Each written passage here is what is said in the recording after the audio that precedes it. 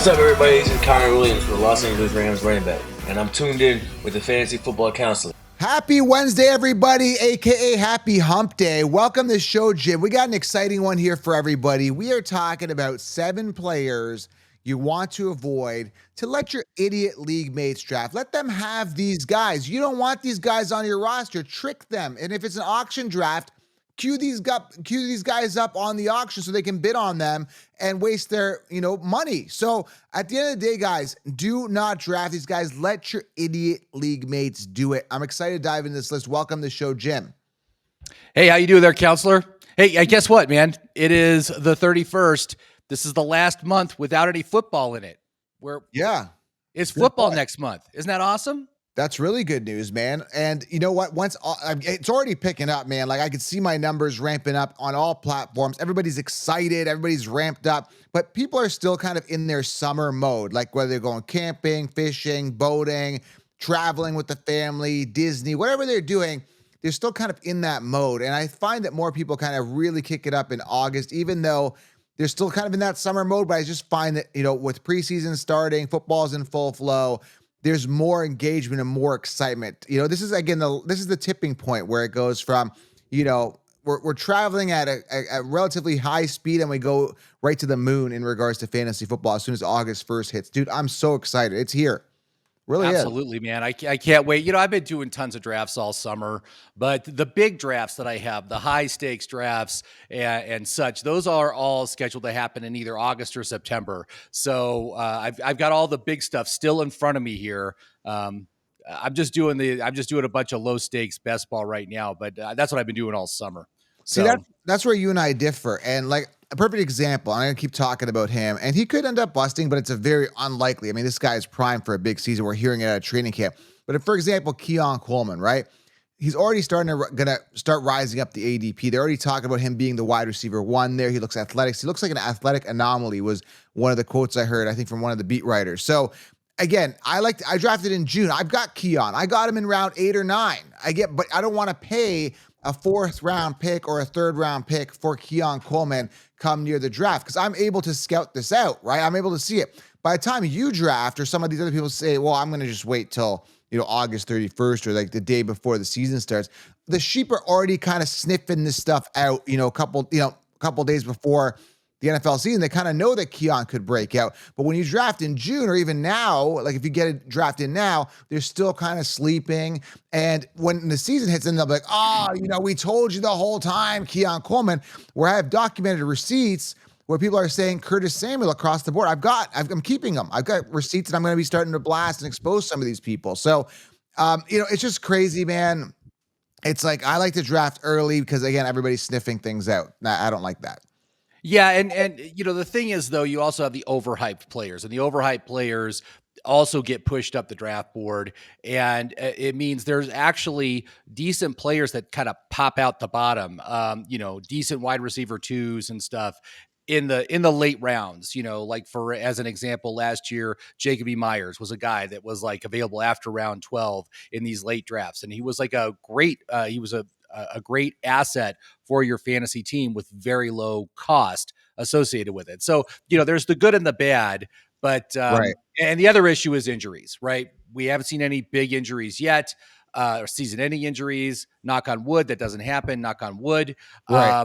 But, that can also just totally screw your early draft teams if something was to happen to one of your top guys. Yeah, so advantage. I just think there's more advantages to drafting early. That's what's worked for me. I've always been successful, but definitely some good points. Breaking Brad, what do we have here? We now have breaking news.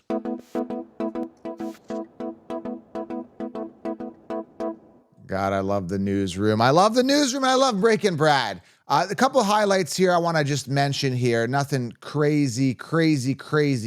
But we talked about Isaac Orendo, Jim. I mean, he was a rookie, really did good at the combine. Metrics were really good. Speed was really good. Selected by the 129th pick in this year's draft by the 49ers. Already dealing with hamstring issues. Not good. Not good. Yeah, a significant hamstring issue because they're saying he's going to miss at least a couple of weeks. So that's not good. Hamstring injury is also very problematic. Look at Christian Watson. All right. And so, this is one of those things where it's just like, for me, Isaac Guerrero is completely off the table at this point. I can't draft him. He's not, this is the most critical time for these rookies, man. They got to show up. They got to Right. show what they could do in front of the coaches. They got to prove to that quarterback that they are a reliable target, earn that trust. It's critical time that they need to spend with the teams that they're playing with. And when you are not able to do that, man, it really sets you back development wise. We see it time and again. And so, as far as I'm concerned, Guerrendo's off my list. I'm not going to draft him at all going forward. This guy here, I told you I had concerns about Lamar Jackson. I know you got him in Dynasty. You're higher on him than me. Remember, he had a good year last year, but the years prior, always missed time, always got hurt or something like that. Already hearing Lamar Jackson said, I feel wonderful when asked about his health after missing multiple practices with illness. Jackson missed 4 of Ravens' first 5 practices with what he described as a bug. I mean, this is just a bug. It's not, something that's going to probably linger like a hamstring or maybe an ankle injury or something like that. But I don't know. I still have my concerns with Lamar Jackson. I hope he does well. It's a good offense this year. I'm excited about Derrick Henry there, but his years prior have shown us that this guy doesn't finish seasons. So I don't know, man. I'm just not as excited about Lamar Jackson. I'm not jumping on, to get him this year. So. Yeah, I'm not too concerned about this injury issue. Again, I drafted him first pick overall in our Superflex dynasty. When a player has had injury issues, but then they're able to put together a complete season, it wasn't a contract year for him. They changed the scheme, so it's less dangerous for him body wise. Even though he still rushes a lot, he was much better last year, and I think that's going to continue. I think they've adjusted the scheme to make sure that they don't ask too much of him physically, taking too many hits and whatnot, and that should help him. I don't really have any concerns about his durability going forward. He's shown that he could do it last year. He can do it again this year. This is going to be a great team. So, one of the top offensive lines, he's got Derrick Henry. This guy, I think he's going to be just fine. He's going to have another great season. Remember last year, MVP. So he could do it again. He could do it again if he gets the Super Bowl. If he finally gets there. So. Was he MVP last year? I haven't looked that up. He was. Lamar was MVP. I don't follow the MVP stuff as much as you do. I don't really care. But one more thing I want to notice here. Ricky Purcell, active from non-injury list. He had a hamstring as well. 49ers, they've always kind of been an injury-ridden team. So I'm wondering here if this is going to linger on to Christian McCaffrey. All these 49ers getting hurt. I figure it's a domino effect. Christian McCaffrey gets hurt, Purcell's down, Guerrero. I'm kind of feeling this stuff's going to be contagious with the 49ers. That's why I'm staying away from CMC. I'm not sold he's going to finish the season, but Ricky Purcell already showing issues with the hamstring. Yeah, Again, luckily hamstrings are not contagious. yeah. Definitely. Well, we'll see. I mean, we've seen CMC pull some non-contact injuries and stuff before. Here we go. Justin Fields definitely has work to do to catch Russell Wilson in the race for the starting job, but the Steelers are open-minded about his ability to do so. So I'm hearing some buzz that maybe Fields is the guy, but I just think this is all BS. I think Wilson's the guy, barring any injury.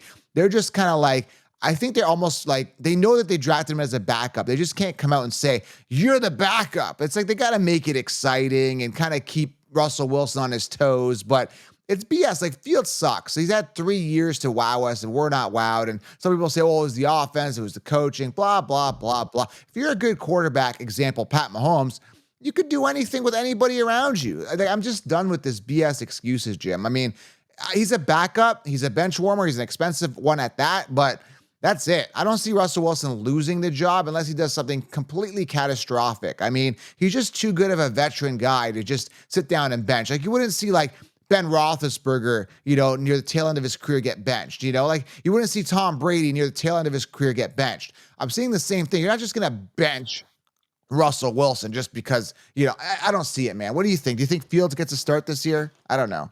I don't think he gets a start. I think really what they're going to do is they're going to make his role kind of like Taysom Hill with the Saints. That they're going to bring him in when they get into the red zone or onto the goal line, and that is going to steal some value from Wilson. That's kind of why I've been staying away from Russell Wilson as like a QB3 in my best ball leagues, because I could see that happening. But you're right, he's not that good. He's not a starting quarterback. He's a failed quarterback. He lost his starting job. I don't think he gets it back, barring an injury. And we've seen time and again with these kind of guys. It doesn't matter who they play behind, who they learn from. They're just not good enough. And he's a failed quarterback. So I don't think there's any chance he becomes the starter, barring an injury. But he will have. He's going to do something. Oh, hold on, Jim. Hold on. Something's breaking as we're recording this. Hold on. We now have breaking news. Hold on. Something's coming through. We now have breaking news. Now, we recorded this a day before, so you probably heard about this already, but Rashad Penny is retiring from the NFL at age 28. It's one of those things I always hear, like, these players have had years to hours we're not wild, or we don't hear about them, or they're buried on the depth chart. They're like, oh, we're retiring. It's like, we don't care. It's like, are you still here? That's what I said. It's like, you can't fire me. I quit. It's like, dude, you were fired a couple of seasons ago, but fine. Good for you. Yeah. Rashad Penny's done nothing for years. And again, 28 years old, retiring. Okay. Yeah. Because nothing else is going to happen. And you had a mediocre career, but he had some flashes, but never exciting. And I remember the Consheeps were high on him, which leads into this show. I mean, there's certain players that are at, what are you going to say? If I could just add something, there was that thing. He did it too. What we talking about, like Zamir White, right? We've talked about him a lot. I talked about the guys that come on right at the end of the season. They have this huge end of the season, and then they got bid up the draft board the next season. Rashad Penny did that also. He had one of those things where he had the final 6 weeks of the season. He came out and he was just like bonkers awesome. He was a league winner. If you had him on your league, you probably won.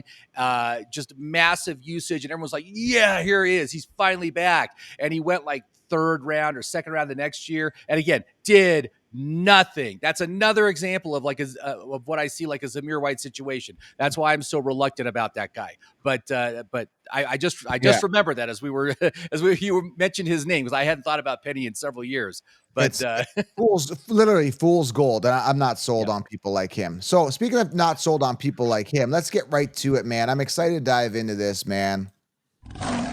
Oh, lions roar. Except these guys are not lions; they're sheep. So the first player we want your idiot league mates to draft. Now, when we came up with this list, Jim, I said, hey, come up with your guys. I come up with my guys. We kind of decided we'd have our own guys, but I think we were on a consensus. We're going consensus on this. Consheeps was on this. I think we agree on pretty much all these guys across the board. I think there might be some debate maybe with my last guy we're going to mention here, but I think I'm on board with your guys here. So I think we're just going to go 7 players and just kind of agree on all of them. There's going to be really no debate on this. So it's going to be a consensus. Now, you guys in the comments, make sure you guys do smash it, tap it, slap it, and comment below. I want to make this interactive, guys. And also grab the 16-round draft solution, the 16-round plus tool at thefantasyfootballcounselor.com. These tools are going to make you guys light years ahead of the competition. Sleepers, breakouts, optimal players drafted each round, filtered out for you. And the draft tool is amazing because you got all these extra features, like you'll know if they're in a contract year, you know if they're a regression candidate, you know if they're a bounce back. They have a Cuddy score, consistency, upside, durability, depth, and youth. That Cuddy score is going to tell you particularly, how reliable that player is, how much youth and upside he has. So grab the tools below. I've linked them both below. The 16-round draft solution, the 16-round plus. I would recommend getting both, but they both are standalone products as well. So grab them below, okay? All right, Jim. So let's talk about the first guy here. Is Nico Collins. All right. So again, the biggest debate with me, I think the guy's talented. I don't think he's, Justin Jefferson, but I just think he's a really good player, but he was a product of the offense. He was a beneficiary of nobody else being there. In comes Diggs, who's a target hog. Comes, Tank Dell's back. And they got other receivers as well. Who is Mechie still there? I think is Mechie. They got a couple other guys. Still there. Schultz is still there. Schultz was really good last year. Joe Mixon hurt. I'm not sold on Joe Mixon. He's already banged up, but I think he should be good to go. He catches the ball in the backfield. Jim, and we're talking about a quarterback who's going to probably get an increase in passing attempts, but he didn't throw the ball as much as, let's say, a Josh Allen did last year. Like, he's not a huge he's going to, like I said, he's going to do better this year, but his pass attempts, he was outside the top 10, I believe. I don't have the stat in front of me. And now you got to distribute it to like 3 wide receiver ones, and people are drafting Nico round 2-ish. You got like Diggs round 2, 3, as late as 4, and then Dell round 5 as late as 6. And now you're playing wide receiver roulette. This is going to be a problem. Let other people take Nico Collins while you're taking a wide receiver or a running back or any position that's guaranteed that volume where you don't got to question it and there's no target dilution. That's my thoughts on Nico Collins. And again, I want to end this on this disclaimer with Nico Collins. Can he be a top 10 guy? Sure, absolutely. But Diggs has to go down, or there's got to be some sort of agreement, or something's got to happen where he's just force fed and the other guys are chopped liver, which I do not see happening. I don't see Diggs taking a backseat and saying, hey, just feed Nico Collins. I'm just going to sit back here, guys. You guys go ahead without me. I don't see this. Yeah, Diggs is a total diva, man. If he doesn't get enough volume, he's just going to bitch and whine about it all season. It's just going to be a total distraction in that locker room, And so, as far as I'm concerned, Diggs is the one. Diggs is the one on this team. He's coming in on a 1-year prove-it deal. He's trying to get a new deal with another team. This is kind of a show-me season for him after a couple of disappointing seasons in a row. So I really feel that because he's the one, that knocks Nico down to the number 2 or number 3 target on this team. I know he got paid. He got this nice, fat, generous contract, but it just kind of reminds me of a situation where, remember when Jalen Waddle had his great rookie season, he looked like, wow, this guy's the elite number 1 receiver on this team, no question. And then they brought in Tyreek Hill and he became a distant number 2. I see the same thing happening here with Nico. Last year he only got 110 targets? 109 targets. He got 109 targets. Yeah. I don't see him getting more than that this year. I see there's actually a possibility he could get less, like maybe around 100. It's just he's so expensive, man. 2nd round pick for someone with such low volume and such low volume potential. Right. I just cannot justify it, man. I cannot justify that price. I am passing him 100% of the time. I've probably done like 30 or 40 best ball drafts. I have 0 shares of Nico Collins on him. So, I love when he comes off the board because better players fall to me. And I love it. I love it. I love it. And then you made the good point there about like only 109 targets. Like, that's not good. That's without Diggs and Dell there. That's still not good. And even if it was like the same, if you said, okay, well, Joe, he's guaranteed 109 targets this year, draft him in the 2nd round, I'm like, nope, don't care, right?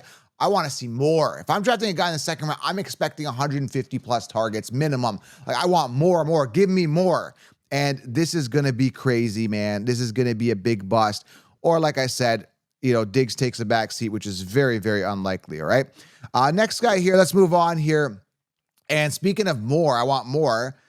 I want less of this guy, DJ Moore. And similar situation, Jim, we have to talk about this. We have to address this. And I think this is the only channel. I don't listen to other channels too much. I kind of see what other people are doing because people send me like reels and they're like, hey man, check this out. They're saying that Curtis, and I got a bunch of reels saying Curtis Samuel's the one, which we'll talk about in a second, we'll get to that in a second because he's one of these guys on the list. I'm spoiling it for you. But DJ Moore, again, is in a situation where I'm seeing people say draft DJ Moore round 3. Are we like forgetting here that Keenan Allen is there? Now, I'm not really a big Keenan Allen fan. I'm saying Keenan Allen's there because he's going to demand volume. He had 150, 60 targets last year. I don't know, whatever he had. He was force fed. And again, people are still drafting Keenan Allen kind of similarly to the way he finished last year, where he was literally force fed. And now DJ Moore, he gets target dilution. He was the one. Now, is he the one? And then you draft one of the top wide receiver prospects. And to boot, Jim, you got a rookie quarterback. Well, we don't know how he's going to do. He could come out and be the next Pat Mahomes, or he could come out and be Bryce Young of last year. I don't know. And for that reason, there's no way in heck I'm investing a 3rd round or even 4th round or 5th round pick on a DJ Moore. Ludicrous, Jim. Ludicrous on this guy, man. Crazy. Yeah. Again, last year, he was basically the only option. Who else was on that team last year? It was Darnell Mooney at a distant number 2 to him. And then, their backfield, they didn't have any real pass catchers. It was Donta Foreman and Khalil Herbert. I mean, there's no talent on this team outside of DJ Moore. And so, of course, he had a great season, got really good volume, 136 targets. He was like the wide receiver 6, just an excellent season for him. But yeah, Now, I don't think he's the one anymore. Personally, I think it's Keenan Allen. You talk about the guy that's going to be working the slot, close to the line of scrimmage for a rookie quarterback. That's who's going to get. That's who's going to be the number one target for Caleb Williams. And so I think he's the number two. There's no way he gets 136 targets this year with all the additional competition. Don't forget, Rome Odunze, top 10 NFL draft pick, is also on this team. And Swift. DeAndre Swift is also in the backfield. He also catches passes. There is a lot more target competition. And so I think maybe his efficiency is going to be a little bit better this year, but his volume's definitely going down. He's not the one on this team. And I think he's just going to be a huge, huge bust based on his ADP right now. So I'm not touching him. I agree. Let's move on here to the next guy here, Jalen Waddle. Now, he got paid, I believe, big this year. Round 3, wide receiver 17. And this is just the simple debate of last year, everybody's saying T. Higgins round 2. And I'm not drafting the beta on the team, the wide receiver 2 on the team with early draft capital when there's so many other wide receiver 1s available and other players available that I can get that are the ones on their team at any position. And for that and that reason alone is why I'm fading Waddle. There's no, maybe if Tyreek Hill goes down, Waddle to the moon, but you're banking on a Tyreek Hill injury to make Jalen Waddle a viable round 3 pick. And for that reason alone, just for the reason that he's the 2, I can't bring myself to draft a wide receiver 2 in the top 4, 5, 6, 7 rounds because I can get wide receiver 1s in round 8. Keon Coleman, for example, right? Which his ADP is rising, by the way. And that's just an example. There's way more. But ludicrous to draft a wide receiver 2 and have to settle for that. You want to settle in fantasy football? No, don't do it. And last year, a perfect example was Waddle early or even Higgins round 2 early. Ludicrous, guys. Don't draft wide receiver 2s or guys that are not high on their depth chart early in draft capital or at all for that matter. I'm always aiming high on the depth chart, even when I'm round 16, literally. That's just how I think. Yeah, and again, I talked about Waddle when Tyreek Hill came in. In his rookie season, he got 140 targets, and then Tyreek Hill comes in, a true wide receiver 1 comes in, he goes down to 117 targets. Okay, so going back to DJ Moore, going back to Nico Collins, that's what we're talking about here. And reductions in usage is what we're talking about here. And really, Waddle, he was paid. He got a big contract. That's great. I think they're looking at him as a post Tyreek Hill kind of player. Tyreek probably only has 1 or 2 more seasons left in him. But until Tyreek Hill leaves that team, Waddle's the 2. So, and you know what? He's going ahead of DJ Moore. According to my ADP list, he's going ahead of him in the 3rd round. No way am I spending that kind of draft capital on someone who last year he only got like 104 targets. It was something crazy like that. Yeah, 104 targets. He got 117 the year before. So his volume has fallen every year he's been in the NFL. That's not good. That's not good for fantasy, for sure. Actually, you're right. I got him here round 3, but he's actually on the consensus, on the Concheapsis ranking. I think he's ranked even ahead of Nico Collins. He's wide receiver. I got him at wide receiver 15. Then you got Evans, Nico, and DJ Moore coming off that. So, yeah, I mean, he'll fall to 3 potentially because I just think people are more on the hype train as well with CJ Stroud and, so give or take, let's just say round 2 or 3 to either him and Nico. But again, I've seen drafts where these guys are coming off like actual legit high stakes draft round 2, which is wild. You guys can go ahead and have these guys. I have no problem with that. All right, next guy here. And I'll tell you the reasoning behind this guy, Christian Kirk. I remember when he got signed on to the Jacksonville Jaguars, sitting as wide receiver 30, I don't know, round 5, 6, give or take. I remember this guy literally when he got paid. I don't know, at the time it was an expensive contract. I don't have it in front of me. And everyone's like, oh, how could he do that overpaid?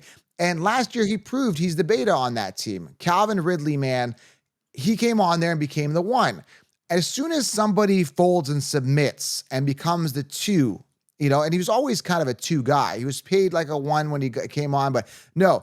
As soon as you submit and you take a knee and you say, I'm going to surrender and just take it and just be the 2, you're going to be a 2. There's no bouncing back from that. So in comes Brian Thomas Jr., who I like later than Christian Kirk. and I'm getting the 1 there. So let people take Christian Kirk. He is that fool's gold kind of guy. There's zero reason that I'm seeing Christian Kirk being sitting there as the 1. Same with Curtis Samuel being the one who was sitting higher in the rank, who still is at the time of this recording, July 31st or 30th, where Curtis Samuel is ranked 51 and then Keon's 52 on the Sheep rankings. And that's going to change, obviously, as we get closer to the season. But why aren't you seeing this before? Again, this is the problem with the industry, and the difference between why 16 rounds, the plus tool, are so much more advanced than the Sheep is because these guys are so far behind. Again, Jim, we always go back to this talk we had last year. Everybody, we're having this conversation. If you're following this channel, we were talking about Tank Dell and Nico last year. Grab them, stash them. They're like wide receiver 60, 70. I remember this clear as day where we were getting Dell undrafted, and then he kind of was starting to come off at around 14, 15 as we got into August. Same thing with Kirk, man. This guy is the beta on the team. Don't do it. Don't do it. Simple. Yeah, the only year he's been the 1, I believe, is 2022, which was his first year at Jacksonville, and it was the year before Calvin Ridley came on. But you look at his targets, again, it went from 133 targets in 2022 to he only had 85 last year, but he didn't play the full 17. He only played 12 games. Okay. But clearly, you can see a huge chunk of volume just went away from him, and it just clearly moved away, even if he had played all 17 games. And now, again, yeah, Brian Thomas Jr., I consider him the 1. This guy can play all over the field in all the receiver positions. He's very versatile, and obviously a first-round draft capital. They're going to feature this guy. He's going to be the top target on this team. And so why would you take a wide receiver 2 here? He is the 2. He's not going to get as much volume as he got last year. So it's one of those kind of things. He's not the 1. He's never been a 1. He's only been a 1 when there's no other competition. And I'm just trying to think of how the Sheep think. So he finished 47th last year with, like I said, 85 targets and stuff. So what I think they did is they assumed he plays like a full season, whatever. They bumped him up, and they're just downplaying Brian Thomas Jr. That's the thought process here, which is crazy. So they're just saying, oh, Thomas Jr. is just a rookie. Kirk is going to get a spike up in receptions. Ridley's gone. He was kind of a veteran, so he's gone. So we're just going to spike up Christian Kirk. That's what they're thinking. Like, the thought process behind that is ludicrous, man. Absolutely ludicrous. He's the clear-cut number 2. All right, next guy here. Speaking of target dilution, man, this is a guy you know very well. You follow the team. Hollywood Brown, wide receiver 39, and there's no way, man, am I drafted this guy on my team just because of there's so much more talent around, the Chiefs offense, man. This is crazy. Why dilute yourself again? Yeah, again, it is. Yeah, he's not going to be, first of all, he's not a Tyreek Hill talent, right? He's not going to take that role. For me, Xavier Worthy is the one that can take that role. But he's still there. I think I see him as, just an outside speed guy. And I've talked about these kind of guys forever. The outside speed guys you really don't want because they don't get a lot of volume. They do make some big splash plays during the season, but overall they're completely irrelevant for fantasy. And if I thought, if they had not taken Xavier Worthy, I probably would have been more in on Hollywood Brown, but he just hasn't been good for years. No. I mean, again, last year he had no competition for targets, and the dude got 51. He only caught 50% of his passes, first of all, 51 out of 101 targets, and he turned it into 574 yards and 4 touchdowns. That is pathetic. That is so subpar. And the dude, I think he's only had 1,000-yard season in his career. He's 6 seasons in now. And so what's his ceiling? I mean, it's probably around 600 to 700 yards and maybe 6 touchdowns on the high side, but I'm going to guess it's probably more like 3 or 4. I'm guessing that's what it's going to be. So he's a bad value. He's an absolute terrible value where he's going on the draft board. So I don't touch him at all. Yeah, and I'm not in on Xavier Worthy, but you made a good point. Like, there is one person that's going to be a breakout, and they do find their next Tyreek. Out of all the guys that are currently there, it's going to be Xavier Worthy. I think he has the most ceiling, and you're getting him for a value. So I'll give you that. Like, you're kind of playing wide receiver roulette, which everyone's doing with guys like Nico Collins and those guys, and DK Metcalf early, and all those other guys we talked about, right? DJ Moore and all. but you're doing it later. Similarly, what you're doing with the Packers as well, with guys like Romeo Doubs, Watson, they're coming off later. You're not spending a second or third or fourth round pick on these guys. So Xavier Worthy, if you're going to have a potential, it's going to be diluted there because you have Pacheco, you got Kelsey, who's going to be the one. I'm looking for him to bounce back this year. You got Rashee Rice. If he misses only 2 games, look out. Now you've got major dilution. If he misses 8 games, man, oh man, now you got way more upside with Xavier Worthy, who is, again, wide receiver like 46 at the time of recording. So, yeah, man, it's just, again, more target dilution. Hollywood Brown has no business even being ranked ahead of Xavier Worthy. It's just crazy. This is why rankings don't work. And I cannot emphasize it enough. Rankings don't work. You guys have to understand this. These are proofs and examples. We're laying it out for you, man, just with facts here. I mean, there's no other way to, dice it here. All yeah, right, on the app, I don't make rankings. Instead, I just put the players in the order where they are most likely to go on the draft board. I call it expected draft position. I make educated assignments as to what's the ADP of these players, when do I need to target them, especially the ones that we value, and so again, I'm just looking at based on where they're going on the draft board. And Marquise Brown looks like he's like a 7th round pick, 7th or 8th round. I just don't like, he's bad value. He's a bad value even at that draft position. So I don't want anything to do with him. And I think he's past his peak at this point. I think he's a decline player. So. All right, 2 more big ones here. You do not want to draft these guys. Let your idiot league-based draft. These are big ones. Before we get into that, guys, make sure you guys do grab the 16-round draft solution, the Draft Plus tool. I've linked them below, guys. Secure the solution, secure the championship. All right, last guy here, or 2 more. James Cook. I'm just going to say this, man. I mean, last year, only 2 touchdowns. That's all. I don't need to say anything. All right, 2 touchdowns last year. You add Ray Davis, who I've been hearing is doing well in camp. You got Frank Gore Jr., who's unsigned. I don't know how much volume he's going to get, or if any at all. And, you got Josh Allen, who I think is going to see a regression in his rushing touchdowns, but it's not going to go to James Cook. It's going to go to Ray Davis. Is it like, I don't see any, in any world where a guy who has 2 touchdowns should be coming off rounds 3 to 4. Like, it's ludicrous. It's crazy. I don't do it. Let somebody else take James Cook. And some people say, well, they're going to run it more, and they were running it last year, short passes to him, blah, blah, blah, blah, blah, blah, blah. Like, no, man, they're going to start throwing the ball, man. They got Keon Coleman now. They're going to start using him. He's going to be better than Stephon Diggs, and it's going to be a wild year, man. But I'm telling you right now, I'm not spending a 3rd round or a 4th round pick, for that matter, on James Cook. No way. There's no shot. Yeah, I mean, we know who the RB1 is on that team, and it is Josh Allen, right? I mean, and this is part of the reason of why I don't like to draft running backs that play with the running quarterbacks, because those quarterbacks take the goal line, and Josh Allen had 15 touchdowns and James Cook had 2, and so yeah, I mean, just because of that, his ceiling is capped. And now he did produce, even though he didn't get the touchdowns. He had 1,100 yards on the ground. He had 445 receiving yards. He did get a total of 6 touchdowns. So not a disaster. He was actually pretty decent last year. And I do like the fact that it is a contract year for him. So that's also positive. We've got a situation where they got rid of a lot of receiving talent, so he could get a larger share of receiving work. And that is valuable. That does have value. Right. But I see him at best case scenario, a risky pick with limited upside, because he's not going to have any goal line usage. So, so right now I see him going at the end of the 4th round. Maybe if he slipped to the 5th, I'd consider him, but I'm really not super interested, not targeting him. I have 0 shares of him in my best ball leagues.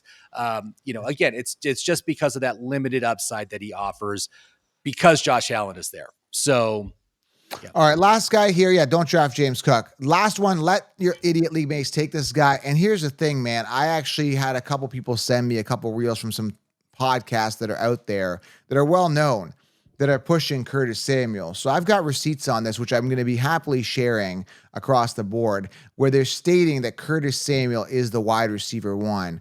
And I cannot wait. This is going to be the one. I will be exposing a lot of fantasy football channels.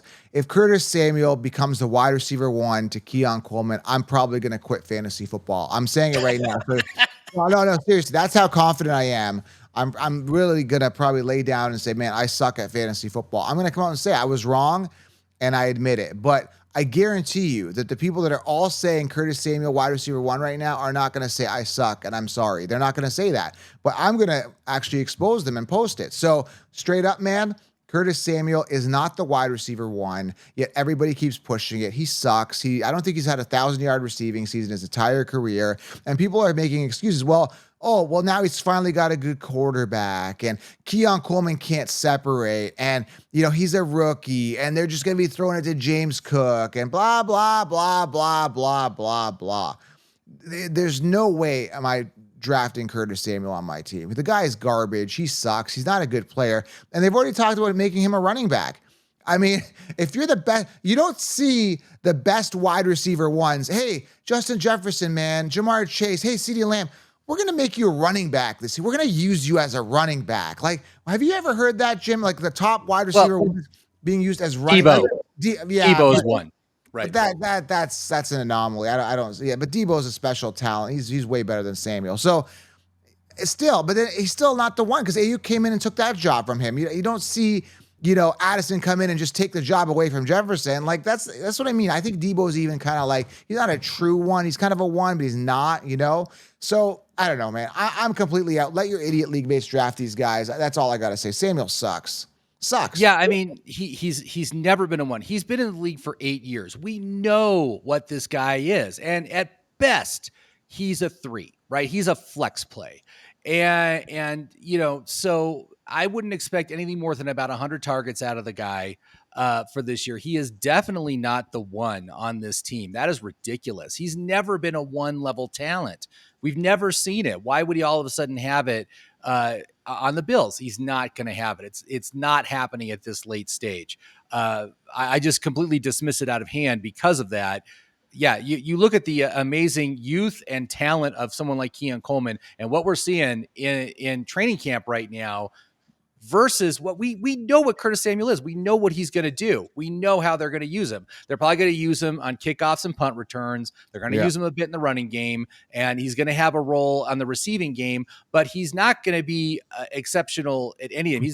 He'll be decent in all of them. He's kind of like a Swiss Army knife, but he doesn't do anything really well, and so they just kind of move him around the field.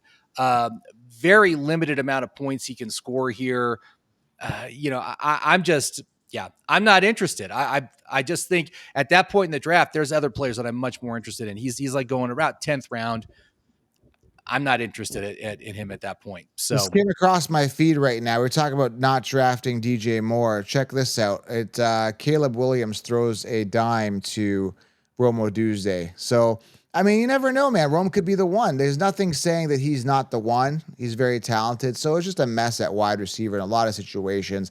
Avoid those messes. Aim high on the depth chart. Get the ones. Let your idiot league mates draft these guys. That's it. I do have to say that I do like Rome because he's fallen on the draft boards. He's like a 10th round player, and frankly, I'd rather take my chances that Rome could turn into the wide receiver one on his team as opposed to taking a chance on someone like Curtis Samuel. So so that's where I'm at with that guy. So. Youth and upside, man. That's a huge reason why I win my league is youth and upside, man. Take some risks, especially later, man. Like later in drafts. I mean, people think they're being so smart. Oh, I got Nico Collins round 2. I got DJ Moore round 3. Like, you're not looking at the big picture. Like, nobody zooms out. You need to like zoom out. Okay, because they're just looking at like, hey, I see Keenan Allen last year, 160 targets. That's what I'm seeing. I'm going to draft him in the 4th round. Zoom out. Whoa, Rome Odunze. Hold on a second. He's there. Oh my good. Maybe I should like be careful. Maybe Keenan Allen isn't going to be force fed this year. Like, this is the logic that nobody thinks. They just slap a bunch of rankings together and say, hey, draft him in this order. Like, who comes up with these lists? How do these even lists come up? How do these sites come up with these sites and say, hey, the ADP of this guy is this guy? It's all messed up, but hey, to me, it's an advantage. I exploit that, man. I'm like, man, okay, cool. You could take these guys early. I'm going to take my wide receiver ones later. That's fine. I'm comfortable. So, dude, we're going to smash this year. It's going to be amazing. So grab 16 rounds if you want the optimal ironclad roster. Grab the tool for extra information. And, Jim, that's pretty much it, man. That's it for today. Awesome, counselor. Thanks so much for watching, everybody. A lot of idiot league mates out there. Take advantage. All right, guys, smash it, tap it, slap it. We're Breaking Brad. Any last words? We now have breaking news. Okay, thank you. Thank you. Breaking Brad says bye. That's his way of saying bye. It's his terms of endearment. All right, all right, guys, we're out. We'll talk soon. Talk soon, guys.